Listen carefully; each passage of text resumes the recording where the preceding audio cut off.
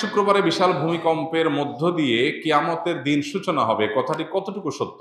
ইসলামের আলোকে বুঝিয়ে বলবেন। কিয়ামতের দিন, মহাপ্রলয়ের দিনটি থাকবে শুক্রবার, এটি বিশুদ্ধ হাদিসে বর্ণিত হয়েছে, নবী সাল্লাল্লাহু আলাইহি ওয়াসাল্লাম থেকে সুসাব্যস্ত হয়েছে।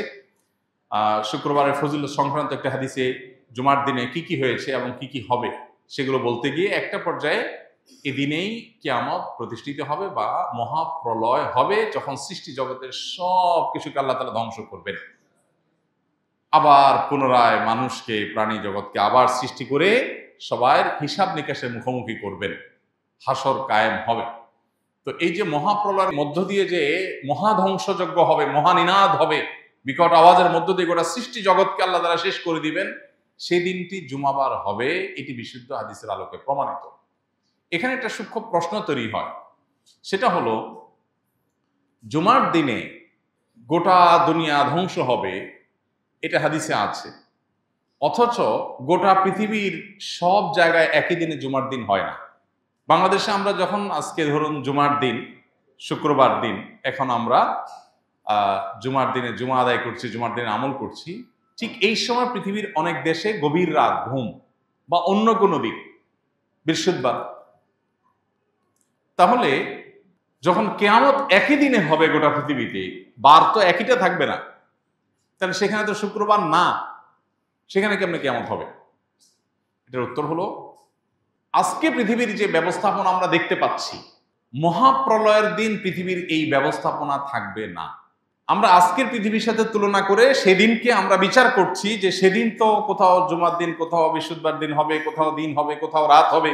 এই দিন এবং রাত এবং বারের এই পরিবর্তন আল্লাহর যে সমস্ত সৃষ্টির কারণে হয়ে থাকে, যে সিস্টেমের কারণে হয়ে থাকে, কিয়ামতের মুহূর্তে ওই সিস্টেম পুরাটাই মুখ থুবড়ে পড়বে, ভেঙে পড়বে, এগুলোর কোনোটাই কাজ করবে না।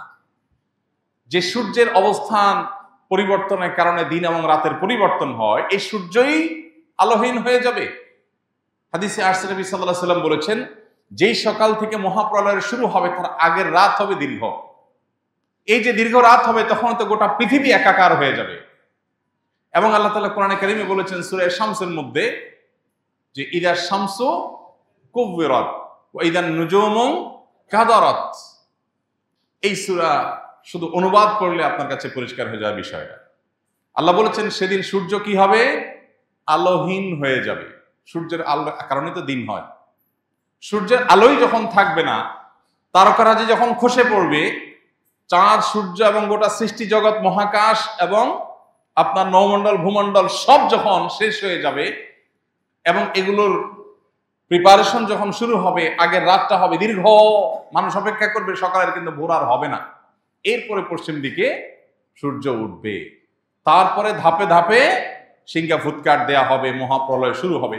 তাহলে বোঝা গেল মহাপ্রলয়ের সেই সময়, সেই মুহূর্ত, সেটা আজকের পৃথিবীর যে সিস্টেম আছে এইটা হুবহু তখন থাকবে না, বরং তখনকার পৃথিবীতে আজকের সিস্টেম যেটার উপরে দিন রাত নিরূপণ হয়, গোটা পৃথিবী যেভাবে আপনার এক এক অঞ্চল, এক একটা সময় আপনার আমরা পাই, এই পুরো সিস্টেমটাই তখন মুখ থুবড়ে পড়বে। অতএব এটার সঙ্গে মহাপ্রলয়ের সেই সময়কে তুলনা করা যাবে না।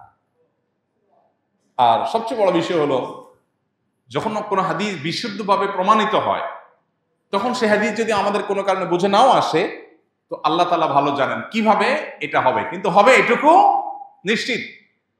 আমার বুঝে নাও আসতে পারে, না আসলেও আমার ঈমানের জায়গা হলো যে হাদিসে নবী সাল্লাল্লাহু আলাইহি ওয়াসাল্লাম বলেছে এটা হবে, তাহলে হবে। অনেক কিছুই তো আমাদের বুঝে আসে না। 1450 বছর আগে নবী সাল্লাল্লাহু আলাইহি ওয়াসাল্লাম অনেক কিছু বলেছে যেটা আমাদের বুঝে আসে না। কোরআনে আল্লাহ তাআলা বলেছেন যে ওয়াল বিগালা ওয়াল হামিরা লিতারকাবুহা ওয়া জিনা। একটা পর্যায়ে আল্লাহ তাআলা বলেছেন ওয়া ইয়াখলুকু মা লা তা'লামুন। আর এই যে গাদা, খচ্চর, যেগুলো তোমরা বাহন হিসাবে এগুলোকে গ্রহণ করছো, এগুলো দিয়ে তোমরা চলাফেরা করছো। দেখুন তখনকার পৃথিবীতে গাদা, খচ্চর, ওট, ঘোড়া, এই তো, এছাড়া তার বাহন ছিল না। এগুলো দিয়ে মানুষ চলতো, নৌকা দিয়ে মানুষ চলতো। আল্লাহ বলছেন বাহন হিসাবে আরো অনেক বাহন সৃষ্টি হবে যেটা তোমরা জানো না। এখন সেই বাহন, বাস, ট্রাক, বিমান, বিভিন্ন রকমের বাহন তৈরি হয়েছে কি হয় নাই? 1450 বছর আগে আল্লাহ তাআলা যখন এই আয়াত নাজিল করেছেন, তখন কি সাহাবীদের কাছে এটা পরিষ্কার ছিল? তারা তো দেখছেন যে ঘোড়া, গাদা, খচ্চর, ওঁট, এই তো নৌকা, এগুলোতে তো মানুষ চড়ে, এগুলোই তো বাহন।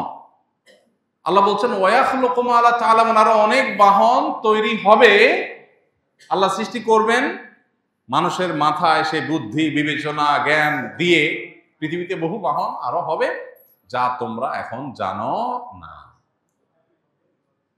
এরকম কোরআনের বহু বিষয় যখন নাজিল হচ্ছে তখন বুঝে আসে নাই। সাহাবীরা তো বলে নাই, না মাথায় ধরতেছে না, মানলাম না, তা তো বলেন নাই। অতএব কোরআন বা সুন্নাহ যদি কোনো কিছু বলে, সেটা যদি কোরআন সুন্নাহর কথা হিসাবে সুসাব্যস্ত হয়, তাহলে সেটা ক্লিয়ার, আমার বুঝে আসুক বা না আসুক।